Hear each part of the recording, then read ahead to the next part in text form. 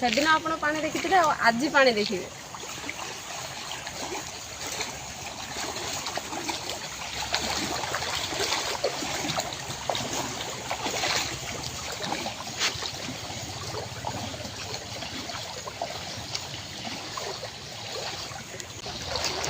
ଆଣ୍ଠିଏ ପାଣିରେ ଆମେ ଯିବା ଆସିବା କରୁଛୁ, ଆଣ୍ଠୁ ଯାଏ ପାଣି।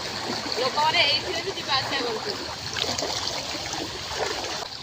ଲୋକମାନେ ଏଇଥିରେ ବି ଆମେ ଯାଉଛେ ମାର୍କେଟିଂ କରିବା ପାଇଁ, ଖାଇବା ଜିନିଷ ଆଣିବା ପାଇଁ।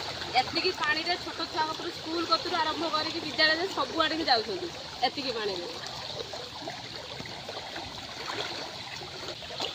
ଦେଖିପାରୁଥିବେ ତାଙ୍କ ଘର ଯିବା ପାଇଁ ରାସ୍ତାରେ ଫୁଲ ବୁଡ଼ି ଯାଇଛି। ତାଙ୍କୁ ଯିବା ଆସିବା ପାଇଁ ବି କିଛି ସୁବିଧା ନାହିଁ ଏଠି।